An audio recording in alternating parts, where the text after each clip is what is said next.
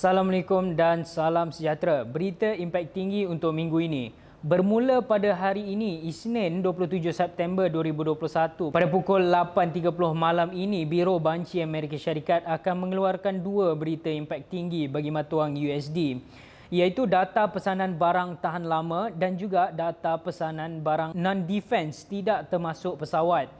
Bagi pesanan barang tahan lama, ia mengukur kos pesanan yang diterima oleh pengeluar untuk barang tahan lama, yang bermaksud barang yang dirancang untuk bertahan selama 3 tahun atau lebih, seperti kenderaan bermotor dan peralatan.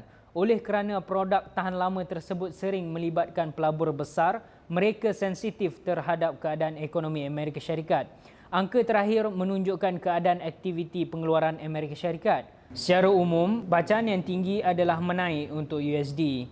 Manakala bagi pesanan barang non-defense, ia mengukur pesanan yang diterima oleh pengeluar untuk barang kapital yang bermaksud barang yang dirancang untuk bertahan selama 3 tahun atau lebih.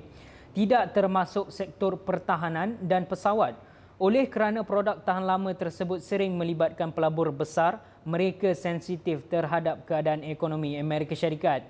Secara umum, bacaan yang tinggi adalah bullish untuk USD, sementara bacaan yang rendah dilihat sebagai bearish untuk USD. Seterusnya, pada hari Selasa ini, 28 September 2021, seawal 7.50 pagi, Bank of Japan akan mengeluarkan minit mesyuarat mereka. Minit mesyuarat monetary policy mereka diadakan untuk mengkaji perkembangan ekonomi di dalam dan di luar Jepun dan menunjukkan tanda dasar fiskal baru. Sebarang perubahan dalam laporan ini cenderung mempengaruhi turun naik JPY.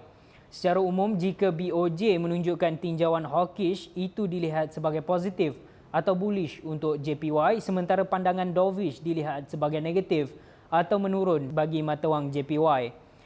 Selain itu, pada pukul 8.30 Selasa ini, Biro Statistik Australia akan mengeluarkan data jualan runcit bagi negara itu.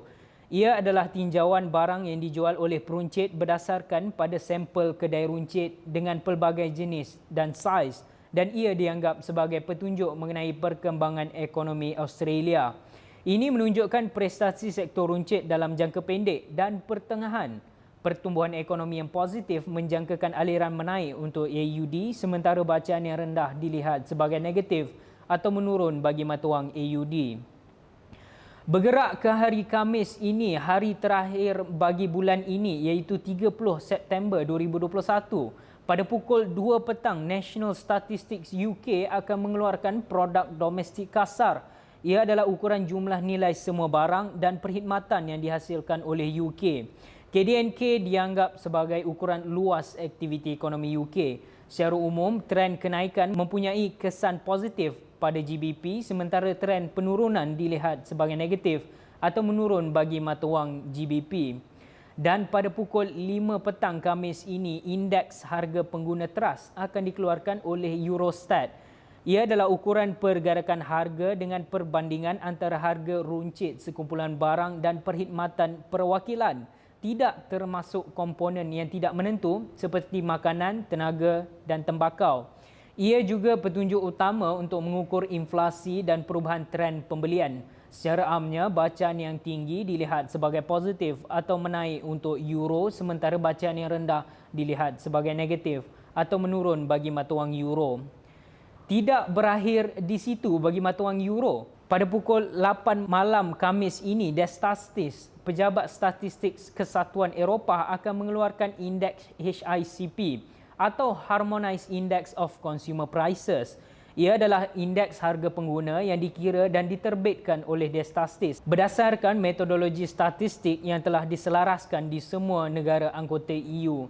HICP adalah ukuran harga yang digunakan oleh Majlis Pemerintahan EU untuk menentukan dan menilai kestabilan harga di kawasan euro secara keseluruhan dari segi kuantitatif. Di Amerika Syarikat pula, pada pukul 8.30 malam Khamis ini, Biro Analisa Ekonomi Amerika Syarikat akan mengeluarkan data produk domestik kasar tahunan yang menunjukkan nilai wang semua barang, perkhidmatan dan struktur yang dihasilkan dalam sebuah negara dalam jangka waktu tertentu. KDNK tahunan adalah ukuran kasar aktiviti pasaran kerana menunjukkan kadar ekonomi negara berkembang atau menurun. Secara umum, bacaan yang tinggi atau angka yang lebih baik daripada yang dijangkakan dilihat positif untuk USD. Sementara bacaan yang rendah adalah negatif atau menurun bagi mata wang USD. Dan hari terakhir untuk dagangan minggu ini dan juga hari pertama bagi bulan Oktober iaitu Jumaat 1 Oktober 2021.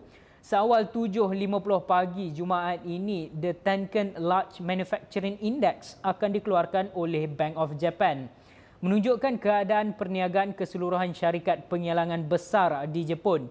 Ini adalah petunjuk ekonomi Jepun kerana Jepun sangat bergantung pada industri pembuatan yang akan memberi petunjuk pertumbuhan untuk ekonomi yang bergantung kepada ekspor. Hasil di atas tahap kosong dilihat positif atau bullish untuk JPY, sedangkan hasil di bawah kosong dilihat sebagai negatif atau menurun bagi mata wang JPY. Pada pukul 2 petang Jumaat ini, Statisticians Bundesamt Deutschland akan mengeluarkan data jualan runcit. Ia adalah ukuran perubahan dalam penjualan sektor runcit Jerman. Ini menunjukkan prestasi sektor runcit dalam jangka pendek.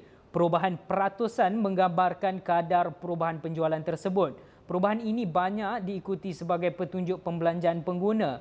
Pertumbuhan ekonomi yang positif menjangkakan bullish untuk euro, sementara bacaan yang rendah dilihat sebagai negatif atau menurun bagi mata wang euro.